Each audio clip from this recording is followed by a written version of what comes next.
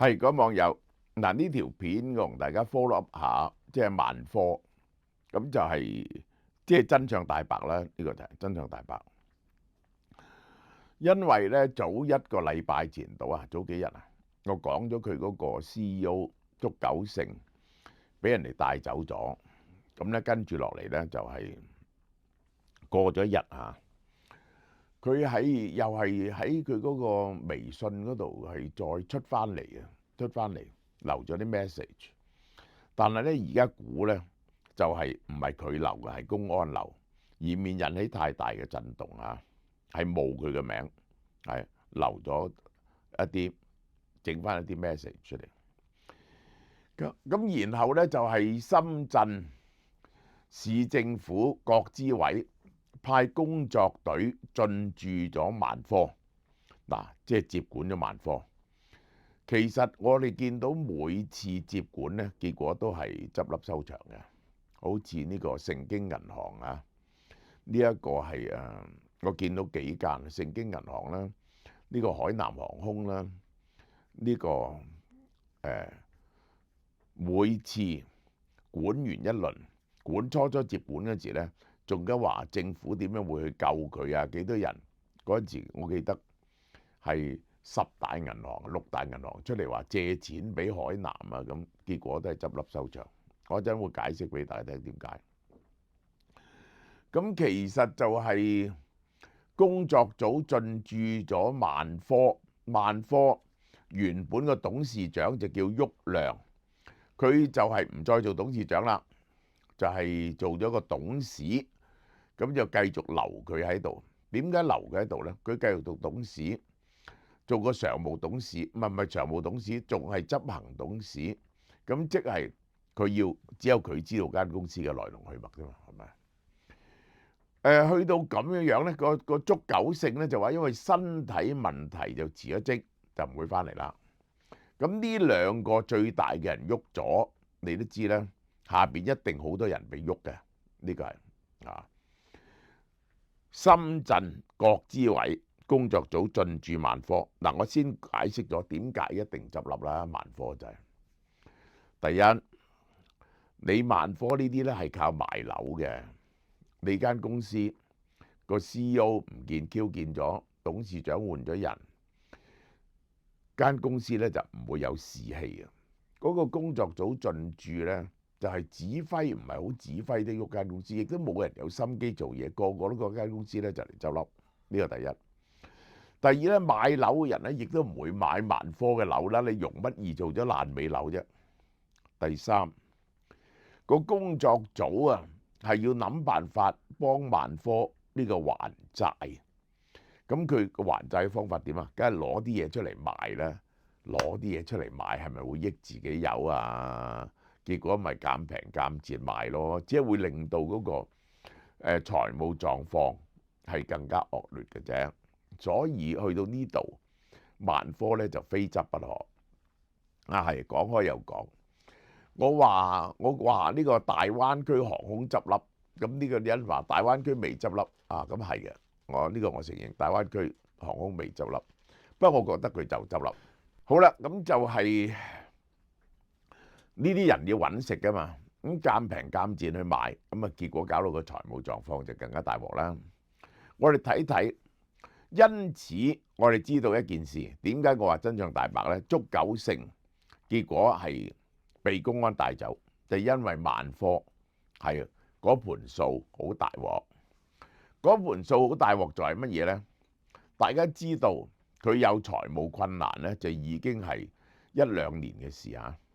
舊年佢仲有百幾億賺，已經嗌緊救命。就係24年頭呢，深圳地鐵已經去救佢噶啦，就整咗200-300億俾佢。而家終於爆雷，佢今年嗰個真相就係佢大概蝕450億，咁呢個哇，即係好似斷百億去蝕，咁呢個梗係好大鑊啦，係咪？今年蝕450億，呢個第一證明間公司好難存在，好難存在。好啦，第二佢今年做嘅生意係2024年做2400幾億，蝕2400億，咁就比起前年咧係跌咗30幾個 percent。嗱，首先第一，萬科咧就叫做呢個係三好企業，即係佢咧係最好嘅好孩子企業，等於恒大咧係壞孩子企業，係做晒所有，即係萬科係冇做咁多呢一個唔係本行嘅嘢，亦都唔係呢一個擴充到好似恒大咁大鑊。咁但係咧，佢如果你咁咧，你嘅主要收入係靠賣樓，你又跌30幾個 percent，2400幾億，就係比起全盛時期咧就跌咗一半賣樓。好，你嘅 cash flow 收入少咗一半，第一。第二，你係賤平賤賤去賣。我哋睇翻萬科條數咧，你就要解答呢啲問題啊。到咗2021年咧，佢仲用好多錢去買地。哦，我明點解嘅。2020年就係呢一個2020年嗰陣時咧，就係疫情啊嘛，咁啲樓賣唔去啊。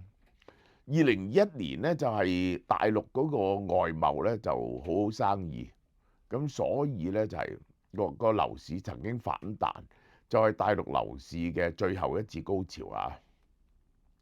萬科係喺呢個時候覺得個市反彈，亦都係收到內幕消息話政府會點樣救市，所以買好多地，呢個係佢嘅死因。2021年買嘅地，而家起樓嚟到賣，係蝕死佢，蝕死佢。佢爭人哋幾多錢呢？係1400億美金到啦，就係11000億到啦。今年到期嘅數千幾億，大家咪覺得好少啊？第一季得100-200億啫，因為佢大多數都係爭人哋嗰啲票據啊，係唔使納息嘅，即係俾供應商嗰啲全部俾票據。咁呢啲嘢咧，遲早都係要兌現嘅，遲早都要還。而且你咧周轉得好困難啊，就係再冇人肯賒數俾你，再冇人肯墊錢幫你做工程，因為你舊數都不還，點樣去做新數咧？佢話舊年佢總共係完成咗18萬套樓嚇，18萬套樓咧，我覺得就係，咦？佢只係完成得18萬套樓喎。每套樓如果係賣80萬平均，因為佢有好多係喺嗰啲荒蕪啲嘅地區噶嘛，80萬咁樣18萬套樓咧就1300-1400億到。佢交樓數仲少過賣樓數啊？點解啊？因為冇人幫佢起，冇人幫佢起，因為佢亦都冇錢去俾。咁另外咧就話佢盤活咗資產200幾億。其中就係真正翻嚟嘅現金咧得100億。點解盤活資產200幾億？呢個包括埋賣咗啲嘢俾呢個深圳地鐵噶咯。而現金翻嚟得100億咧，因為有爭銀行錢嘅，咁所以咧就係真正攞到翻嚟嘅咧就係100億。即係令到佢其中一個冇辦法生存落去嘅因素，就係最後一間 Standard and Poor 都將佢 downgrade 啦，3大評級機構咧都將佢評為呢一個係垃圾。呢個 Standard and Poor B minus，B minus 係唔買得嘅股票嚟嘅，即係垃圾股嚟嘅，垃圾債券嚟嘅。佢亦都冇再融資嘅能力啦，咁就係佢而家係被接管啦。咁我哋就再睇睇。今次佢出事就係點樣咧？就係咧，首先就係深圳國資委同深圳地鐵出嚟發表聲明，話去救佢，去贏佢。佢個聲明係咁講嘅：深圳地鐵係持有佢27.8% 嘅股票份，係最大嘅股東。而深圳地鐵咧就係有呢一個8000億嘅資產，其中有人嚟批俾佢嘅信用額係有4000億，但係我覺得講呢樣嘢嚟咧多餘。本來大陸嘅地鐵最賺錢嘅就係深圳地鐵，因為佢係學香港嘅營運模式嘅，咁就靠地產賺錢嘅，靠地鐵上蓋賺錢，呢個係非常穩陣嘅嘢。喺萬科最初呢，就係華潤係大股東咯，後來呢，就係發現佢揸嘅股份好少，就開始呢，就股權爭奪戰，最後呢，就由呢個深圳地鐵呢，就買咗，嗰陣時呢係俾咗500億買呢個大鑊啦，而家剩翻深圳地鐵要救佢啫，因為呢啲投資咗落去嗰幾百億咧，係基本上係渣都冇剩。而深圳地鐵一向係地鐵中國地鐵表現得最好嘅，因為佢完全落香港模式。而深圳嘅地價呢，就起得急，點不知今年深圳地鐵都蝕本，蝕起本上嚟呢，佢就比起普通嘅地產公司仲大鑊喎。點解啊？因為呢，佢個地鐵係蝕本嘅。如果佢嘅地產係蝕本咧，佢靠地產嚟津貼地鐵嘅。深圳地鐵係絕對冇能力去撐住萬科一間咁樣嘅公司。好啦，然後深圳國資委話唔緊要，我出嚟招，佢出嚟又招啊？點呢？佢話佢有嘅資產係有5萬億，都好犀利喎，有5萬億嚇。5萬億可唔可以照住呢個萬科個1萬億嘅呢個債啊？即係咁樣。但係深圳國資委呢，原來你咁叻，你有5萬億嘅資產，只係每年嘅營收啊 sales 啊，只得1萬億嘅啫。咁咧仲要將深圳地鐵嘅加埋落去，即係呢啲咁嘅國有資產咧。我話俾你聽，央企啊，你估每年個 return 係幾多錢啊？我真係覺得咧，你真係唔可以拎出嚟講啊！即係100萬億嘅資產，結果咧收益咧得3000億，0.3%啊！攞住咁多資產咧係賺唔到錢嘅佢哋。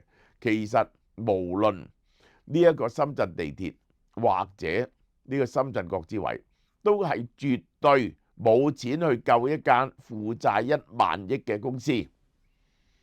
當日恒大啊已經唔肯救，我係話中國政府嘅 practice 係唔會使咁多錢去救一間公司嘅。如果佢唔係恐怕影響銀行嘅話，呢個就係佢係絕對唔會去救嘅。只要唔好賴死啲銀行就得噶啦。所以我唔覺得佢哋會救到呢個萬科。好啦，咁即係仲有喎，就6大銀行8大銀行撲出嚟話願意借錢俾萬科。呢啲呢就係口惠而實不至嘅。點解啊？因為咧邊個敢借咗錢俾萬科啊？如果萬科變咗係冇錢還嗰刻咧，到時清算咧係會上身嘅。即係咧，而家政府講乜都冇用，話唔追究你都冇用，因為共產黨係冇呢個口齒噶嘛。只要萬科一出咗事，你借咗錢俾萬科，一定係懷疑你收咗萬科嘅賄賂，呢個就係。所以咧係冇人敢做，政府要佢哋做咧，佢咧扮做一啲啫。咁咧仲有，亦都係甩緊一啲資產嚇。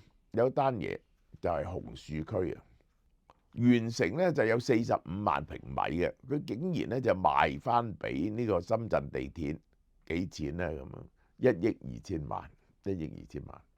另外一單咧就係5、6千萬，都係賣俾深圳地鐵。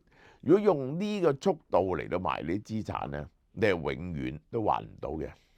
好啦，到最後咧，即係我要講大陸嘅地產公司，如果萬科都出事嘅話咧，就到最後即係剩翻保利啊，保利應該呢啲咁堅強嘅央企咧，可能唔使執啩。呢一個保利，呢個華潤、中國海外呢啲次一級嘅央企，好似綠地呢啲咧都大鑊，因為主要嘅關鍵，我講俾你聽，其實佢主要嘅呢啲地產公司點解咁大鑊呢？你要明白個關鍵，佢哋一向呢就係同嗰啲你要攞地，就同當地嘅各地嘅政府就打好好嘅交道。嗰啲政府呢，為咗完成佢哋嘅 GDP 增長同埋業績呢，佢哋就會越做越大嘅地產生意，就係逼你攞地。逼你攞地呢，佢又叫嗱好抵啊！我又叫銀行借錢俾你，我又幫你起公路。於是呢，佢哋係即係只要你喺一笪地方係有起開樓嗰刻呢，嗰啲市政府不停俾壓力你呢，你唔能夠唔應酬下佢喎。你唔應酬佢呢，你原本起緊嗰啲樓呢就出現麻煩啦。呢個就係我後來諗咗好耐先明白。點解啲地產公司全部大鑊，就好似吸毒咁樣，越吸個癮越大。嗰啲當地嘅政府係用佢嘅政治惡勢力嚟到逼你買多啲地。如果唔係你原本掟咗落去嗰啲呢，佢就為難你。於是呢，佢哋又貪做得大啦，因為覺得越做得大呢就越過癮啦。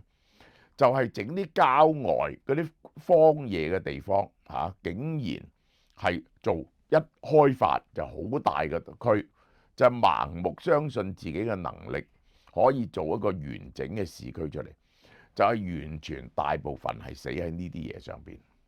而萬科結果我睇過佢盤數，佢真正死嘅原因係2021年佢仲大幅度買地，2019年嗰時佢咪話萬科要活下去嘅，咁結果呢？佢真係活咗下去喎。2020年呢，佢仲係冇事。2021年呢，佢買嘅地可以供應5年嘅 development， 而嗰個就係巔峰嚟嘅。你巔峰買咗啲地，而家你攞嚟起樓嚟到賣啊，你就已經唔見咗3-4成。任何公司呢啲咁嘅地產公司，只要你嘅負債率係超過5-6成，你嗰啲資產到今日跌咗4-5成，而你唔係可以短速地賣咗出去，你都係死路一條嘅。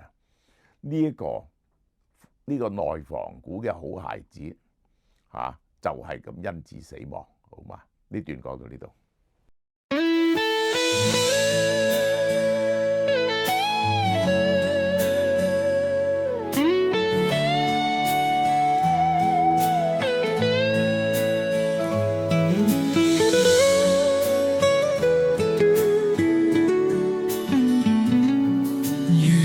我手空空也